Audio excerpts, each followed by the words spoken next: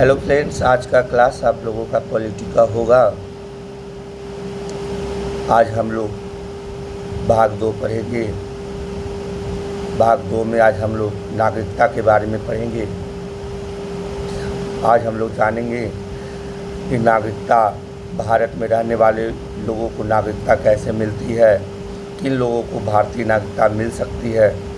आज हम लोग सब इस नागरिकता के विषय में संविधान में जो वर्णित है, भाग 2 में आर्टिकल 5 से लेकर 11 तक भारत में किस किस लोगों को नागरिकता देने का प्रावधान है, किन लोगों को नागरिकता मिल सकती है, आज हम लोग इस क्लास में देखेंगे। मैं आज आप लोग को एक बात कहना चाहूँगा क्लास शुरू करने से पहले, क्योंकि याद रखना दोस्त, कुछ लड़ाइयाँ सम्मान के लिए लड़ी जाती हैं। और कहते हैं, मैंने जो लाइनें लिखी थी कि अगर जीत की हो जाए, अगर जीत की हो जाए तो घाव मायने नहीं रखती। और आप पा लीजिए कि बस अब जीतना है, घाव कितने लगेंगे कोई फर्क नहीं पड़ता, कोई फर्क नहीं पड़ता, घाव कितने लगेंगे।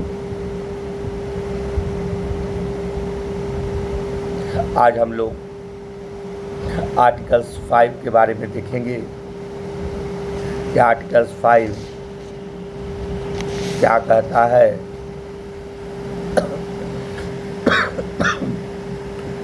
आर्टिकल्स 5 में संविधान के प्रारंभ में नागरिकता, आर्टिकल 5 जो पहला आपका आर्टिकल्स है, वो आर्टिकल्स ये वर्णन कर रहा है कि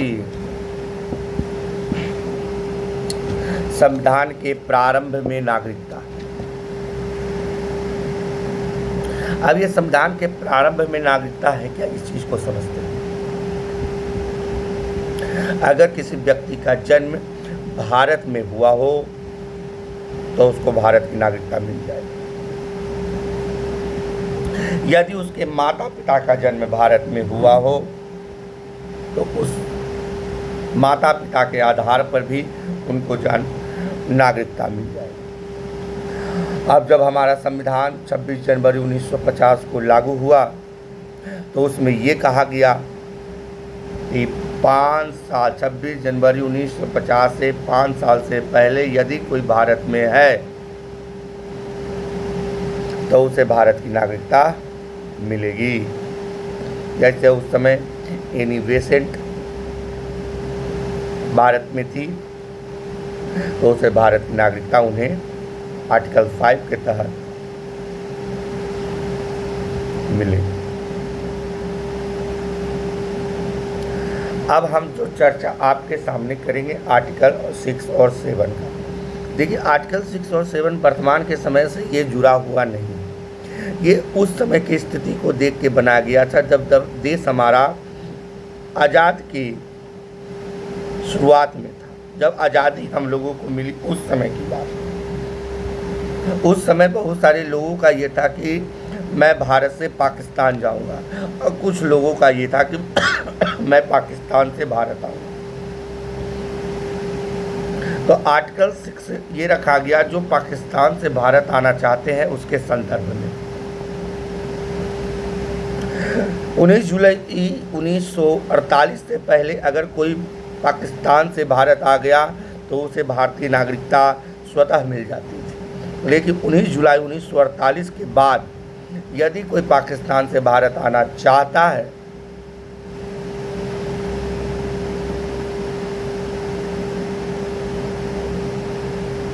तो एक परमिट लगा दिया गया था। 19 जुलाई 1948 के बाद उस परमिशन के दौरान उसे भारत में आने दिया जाता था। और भारत में आने के बाद ये नहीं कि उसे स्वतः तुरंत आते हैं उसे नागरिकता मिल जाए, उसे 6 महीना भारत में रहना पड़ेगा और 6 महीना रहने के बाद उसे भारतीय नागरिकता मिल जाएगी। आर्टिकल 6 पाकिस्तान से भारत जो लोग आए हैं उसके संदर्भ में भारतीय नागरिकता का प्रावधान आर्टिकल 6 में दिया गया है। आर्टिकल 7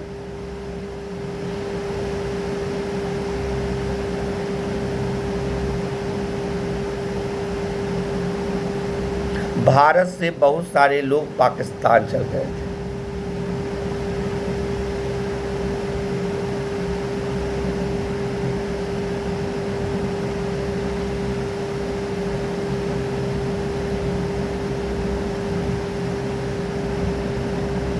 उसमें एक नियम लगाया गया, 1 मार्च 1947 के बाद यदि कोई भारतीय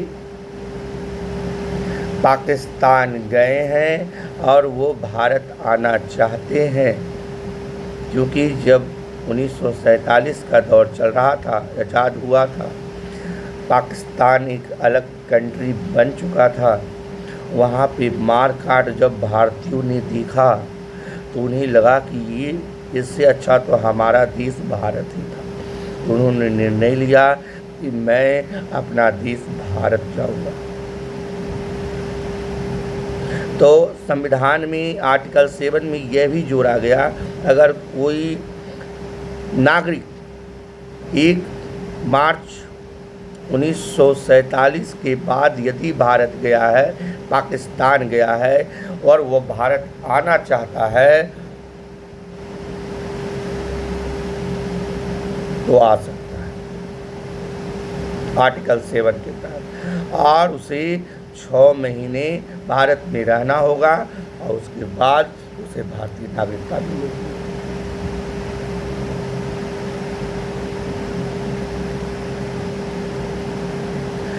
आर्टिकल 8 के बारे में अभी हम लोग चर्चा करेंगे। भारत के बाहर रह रहा बच्चा भारत का नागरिक होगा यदि उसके माता पिता भारतीय हों।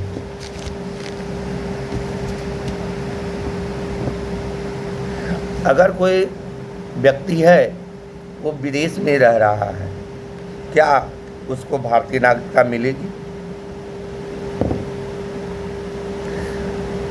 यदि उसके माता पिता भारतीय हों तो उस उपलक्ष्य में, उस संदर्भ में उस बच्चे को भारत की नागरिकता मिलेगी। ये आर्टिकल 8 में वर्णन मिलता है। आर्टिकल 9 क्या है?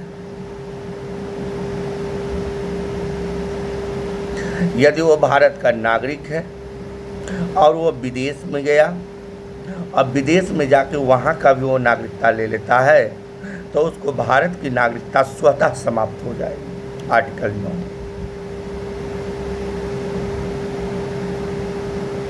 आर्टिकल 10 के बारे में आज हम बात करेंगे आपसे। जो आर्टिकल 10 है वो क्या कहता है? भारत की नागरिकता आपकी तब तक बनी रहेगी जब तक आप भारत के विरुद्ध अन्यथा कार्य ना करें।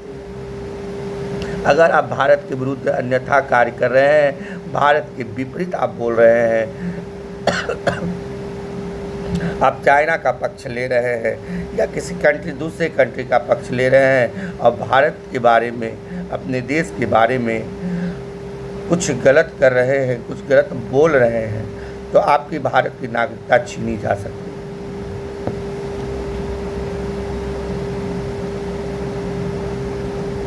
अब हम लोग आर्टिकल 11 के बारे में बात करेंगे। जो आर्टिकल 11 है, संविधान संसद को ये पावर देती है कि आप नागरिकता के लिए आप कानून बना सकते हैं। क्वेश्चन पूछा जाता है, नागरिकता के लिए जो कानून बनाया जाता है किस मंत्रालय के द्वारा संसद में बनाया जाता है? तो आपको जवाब देना है जो गृह मंत्रालय होता है, गृह मंत्रालय के द्वारा नागरिकता को लेकर कानून को बनाया जाता है। कोई भी नागरिकता को लेकर जो कानून बनता है वो गृह मंत्रालय के द्वारा बनाया जाता है। तो थोड़ा सा क्विक रिवीजन ले लेते हैं हम लोग आर्टिकल 5 से लेकर 11 तक। आर्टिकल 5 क्या था? जन्म के आधार पर नागरिकता। आपके माता पिता यदि भारत के नागरिक है तो उसके आधार पर आपको नागरिकता।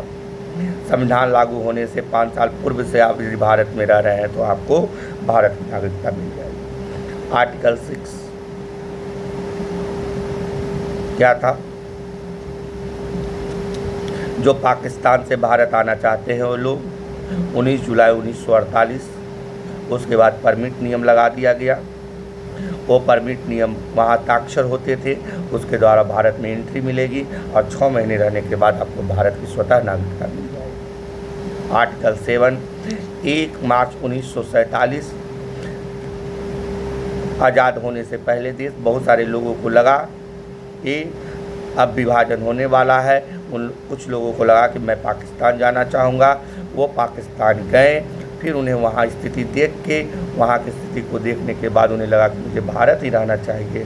तो 1 मार्च 1947 के बाद वो नियम बनाया गया, जो भी लोग गए हैं आर्टिकल 7 के तहत वो अगर भारत आना चाहते हैं तो वो भारत आ सकते हैं।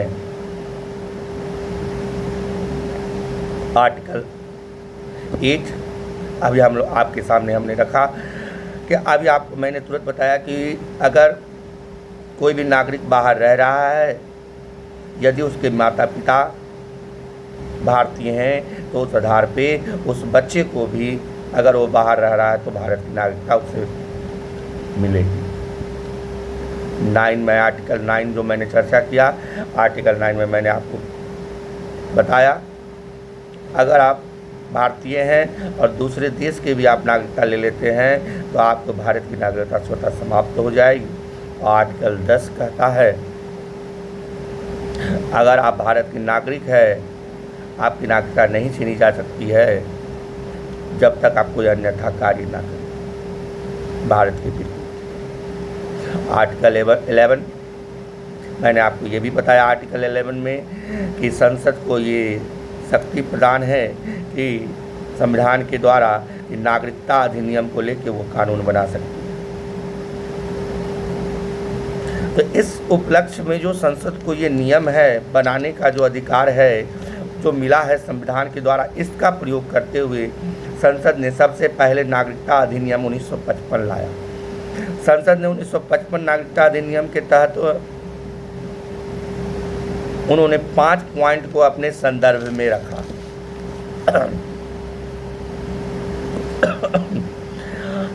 उन्होंने कहा कि जन्म के आधार पर किसी को भारत की नागरिकता दी जा सकती है। दूसरा पॉइंट, वंश के आधार पे उसे भारत की नागरिकता दी जाएगी। तीसरा, पंजीकरण के आधार पर, रजिस्ट्रेशन जिसको कहते हैं, पंजीकरण के आधार पे भी उसे भारत की नागरिकता मिलेगी। और देशीकरण, न्यूट्रलाइजेशन, उसके आधार पर भी उसे भारत की नागरिकता मिल जाएगी। अब देशीकरण हम लोग पढ़ेंगे, जैसे कोई विदेश के नागरिक हैं, मान लेते हैं कि वो कला के क्षेत्र में अच्छे हैं, विज्ञान के क्षेत्र में अच्छे हैं, और भारतीय भाषा जैसे 22 भाषा में कोई एक भी भाषा उनको आता हो तो उसे भारत की नागरिकता मिल जाएगी देशीकरण के आधार पर। लेकिन तुरंत नहीं मिलेगी, उसके लिए 10 वर्ष रखा गया है। आपको 10 वर्ष भारत में रहना होगा, उसके बाद आपको भारत की नागरिकता मिल जाएगी। और जो एक अर्जित भूमि के आधार पर, जैसे अर्जित भूमि में मैं आपको कहना चाहूँगा, जैसे सिक्किम है, तो सिक्किम भारत में विलय हुआ 22वां राज्य, जो मैंने आपको पहले क्लास में बताया था, 22वां राज्य के रूप में भारत में आके सिक्किम मिले। तो वहाँ के नागरिक को क्या भारत की नागरिकता मिलेगी? हाँ, अवश्य मिलेगी। अगर अर्जित भूमि के द्वारा आप ज़मीन खरीद लेते हैं, अर्जित कर लेते हैं, उस ज़मीन को, उस जगह की ज़मीन को मिला लेते हैं, तो उसके आधार पे आपको वहाँ पे नागरिकता मिल जाएगी। तो हम लोग जन्म के आधार पे नागरिकता के बारे में बात की, जन्म के आधार पर। इसको जब अधिनियम 1955 में बना तो जन्म के आधार पे कुछ दिक्कतें आने लगी। ऐसे में तो ये अधिनियम जो था जन्म के आधार पे जो था, इसमें बड़ी गड़बड़ी देखने को मिला। इसमें जन्म के आधार पर, यानी कि भारत में किसी का भी जन्म हो जाएगा, क्या उसको भारत की नागरिकता मिल जाएगी? ऐसे में तो पाकिस्तानी लोग हैं जो पाकिस्तान है, हाँ, वहाँ से लोग आए भारत, और यहाँ आने के बाद क्या उनको बच्चा हो गया, संतान हो गया, तो क्या वो बच्चा भारत का नागरिक कहलाएगा? और वो पाकिस्तानी था। अगर वो भारत में आया और भारत में 2-3 महीना रहा और यहीं पे उनका संतान हुआ, तो क्या वो भारत का नागरिक होगा? अगर वो भारत का नागरिक होगा तो ऐसे में तो बहुत सारे पाकिस्तानी जो हैं वो यहाँ 2-3 महीना रहें, पाकिस्तान से आए और उनका संतान हुआ और भारतीय नागरिक ले लिए और यहाँ रहने लगे, और जब बच्चा उसका बड़ा हुआ आतंकवादी बन गया और यहाँ बम बारूद का सिलसिला जारी रखा। ये इस अधिनियम में काफ़ी त्रुटियां थी। और सबसे पहले अगर पूछा जाए कि नागरिकता अधिनियम का कानून सबसे पहले कब लाया गया, तो आपको जवाब देना है 1955 में लाया गया। लेकिन इसमें सबसे पहले संविधान में संशोधन जो भी किया गया नागरिकता अधिनियम में, आपको बताना है 1986 में किया गया। उसके बाद बहुत सारे संशोधन हुए हैं नागरिकता अधिनियम को लेकर। 1993 हुआ, 2003 हुआ, 2005 हुआ, 2015 में हुआ, 2000 हाल फिलहाल NRC को लेके 2019 में लंबा चौड़ा है। इस पर मैं एक वीडियो बनाऊंगा NRC पर लेके।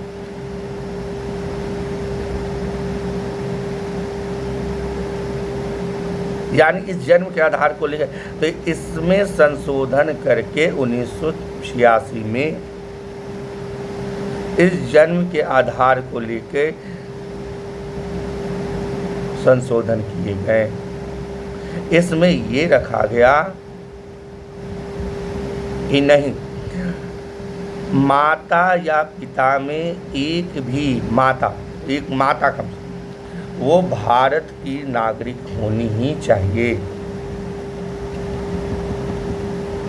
तब उसे भारत की नागरिकता मिलेगी। बताइए 1955 से लेकर 1986 भारत सरकार की नींव 31 साल पे खुली है। इतना बड़ा गड़बड़ चल रहा था। 1986 में लगा कि नहीं, ये अधिनियम जो मैंने पारित किया ये अधिनियम गलत है, इसके बाहर के लोग गलत फ़ायदा उठा रहे हैं। 6 महीना रहते थे और 6 महीना बाद यहाँ पे उसको नागरिकता मिल जाती थी, और यहाँ पे वो बाहर के लोग आके मनमानी करते भारतीय नागरिकता लेने। तो 1986 में सुधार करके कम से कम रखा गया कि एक माता भारतीय होनी चाहिए, तभी जाके उसके संतान को भारत की नागरिकता मिलेगी। इसमें भी कुछ संशोधन किए गए 2003 में। इसमें क्या होता था, मानिए जैसे कि एक एग्जाम्पल देते हैं कि कोई बाहर का लड़का है और आया, घूमने फिरने आया, ताजमहल देखने आया, मानिए लाल किला देखने आया, और कश्मीर गया घूमने, वहाँ की महिला को, लड़की को पटाया और उसके साथ संबंध बनाया और संतान भी हुआ, तो वो बच्चा जो है भारत का नागरिकता से मिल गया। ऐसे में तो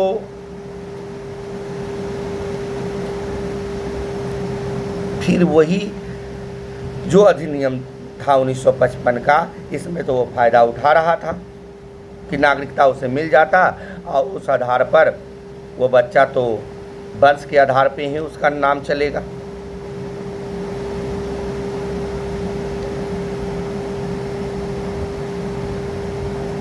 तो इसमें संशोधन करके कि कहा गया कि नहीं, 2003 में जब संशोधन हुआ उसमें ये कहा गया माता तो भारतीय होनी ही चाहिए और पिता भी जो हैं उनके यहाँ के नागरिक होने चाहिए। वैलिड तौर पे अगर देखा जाए, वैलिड, ये नहीं कि स्टूडेंट बन के आया और यहाँ बाप बन गया। उसे वैलिड दिखाना होगा कि हम भी भारतीय हैं, तब उसके संतान को भारत की नागरिकता मिलेगी।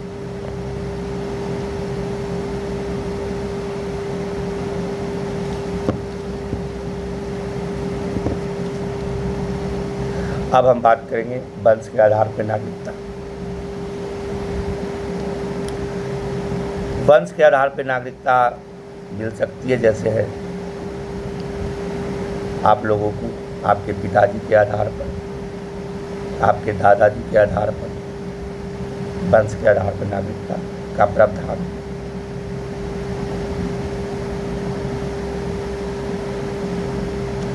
एक आपको पता होगा, जो करीना कपूर सैफ अली खान के साथ शादी हुआ, अब उसका बच्चा इंग्लैंड में हुआ,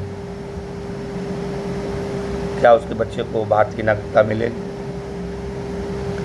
माता पिता के आधार पे, उसके माता पिता यहाँ के थे, उसके आधार पे उस बच्चे को भी, जो वो इंग्लैंड में क्यों ना हो, कहीं क्यों ना हो, उसके बच्चे को भारतीय नागरिकता मिलेगी।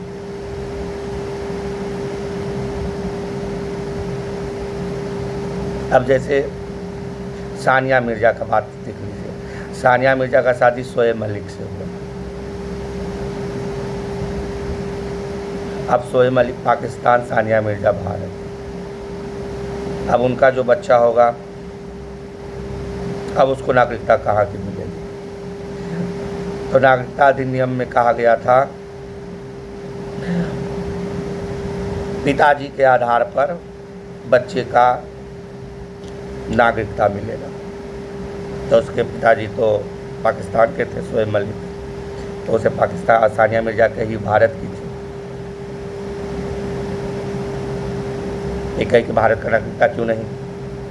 तो बहुत सारी महिलाओं ने जाके केस कर दिया और इसको 1992 में संशोधन किया गया। और 1992 में संशोधन करने के बाद इस पर जो निर्णायक फैसला आया कि अब वंश के, क्योंकि भारतीय संविधान पिता के आधार पर उसको नागरिकता देने का प्रावधान था। जब इस पर महिलाएं ने आवाज़ उठाई 1992 में, जब इसका अहम फैसला सुनाया गया सुप्रीम कोर्ट के द्वारा 1992 में, तो इसमें संशोधन करके, नागरिकता संशोधन करके इसमें यह कहा गया कि माता और पिता दोनों के आधार पर उस बच्चे को वहाँ की नागरिकता मिल जाएगी। अब हम तीसरा बात करेंगे, जैसा कि मैंने आपको बताया था, पंजीकरण, रजिस्ट्रेशन के आधार पर। आपको जैसे यहाँ ताजमहल देखने आया, जम्मू कश्मीर गया, बहुत अच्छा लगा यहाँ का, भारत में आया, बहुत एक से एक लौकिक दृश्य देखने को मिला, उसे अब भारत में रहने का मन कर रहा, भारत की नागरिकता लेना चाह रहा है, तो क्या उसे भारत की नागरिकता कैसे मिलेगी? तो उसे रजिस्ट्रेशन कराना पड़ेगा। पहले 6 महीना का मैंने परमिट बताया था, जो 19 जुलाई 1948 के बाद जो पंजीकरण कराना पड़ता था। उसमें क्या होता है, 6 महीना रहता था, भारत नागरिकता मिल गया, उसमें तो कोई भी 6 महीना आके रह लेगा। इसमें भी संशोधन करके इसको 7 साल किया गया, और 7 साल करने के बाद 7 साल भारत में रहना होगा। उसके बाद यहाँ की सरकार फैसला लेगी आपको भारतीय नागरिकता दी जाए कि नहीं दी जाए। और उसके बाद अगला जो चौथा पॉइंट मैंने बोला, देशीकरण। यदि आप कला के क्षेत्र में अच्छे हैं, यदि आप विज्ञान के क्षेत्र में अच्छे हैं, यदि आपको भारतीय भाषा में जो 22 लैंग्वेज में एक भी भाषा आपको अच्छा तरह से आता है, तो आपको भारत की नागरिकता मिल जाएगी। लेकिन शर्त है कि आपको 10 साल भारत में रहना होगा। उसके बाद भारतीय सरकार ये फैसला लेगी कि आपको नागरिकता देनी चाहिए कि नहीं देनी चाहिए। और लास्ट टॉपिक था अर्जित भूमि। जैसे सिक्किम वाला मैंने आपको बताया था, सिक्किम को लेकर कि अर्जित भूमि के रूप में सिक्किम को विलय किया गया था। 1975 की बात है, 22वां स्टेट के रूप में, और वहाँ के नागरिक को भारतीय नागरिकता मिलेगी। जैसा कि आज हम लोग ने, आज के क्लास में ज़्यादा लंबा क्लास नहीं करूँगा, और आप लोग क्लास में आज नागरिकता के बारे में चला। हम लोगों ने संविधान के बारे में, जो संविधान का क्लास चल रहा है, पॉलिटी का आप लोगों का आज दूसरा क्लास था।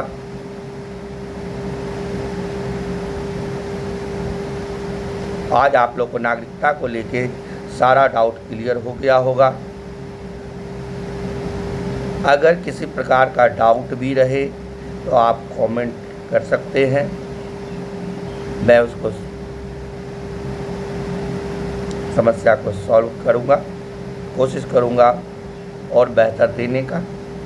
यदि आपको अच्छा लगे तो सब्सक्राइब करिएगा, अच्छा ना लगे तो कमेंट में रिप्लाई जरूर दीजिएगा, मैं और भी बेहतर करने का कोशिश करूंगा। अगला क्लास आप लोगों का मैं बहुत जल्दी लाऊंगा, जो आपके अधिकार के बारे में, कर्तव्य के बारे में। आप भारत के नागरिक हैं तो आपका क्या मौलिक पहले अधिकार आपका क्या है, आपको अधिकार के बारे, फंडामेंटल राइट्स के बारे में, जो आपको देश में रहने पर आपको बहुत सारे अधिकार दिए गए हैं, आप उसका फ़ायदा उठाइए। आपको आपके अधिकार आपको जानना चाहिए, मौलिक अधिकार, फंडामेंटल राइट्स। आर्टिकल 12 से 35 में हम आपके बीच लाएंगे बहुत जल्दी नेक्स्ट क्लास में। आप लोग पढ़ाई जारी रखें। जय हिंद।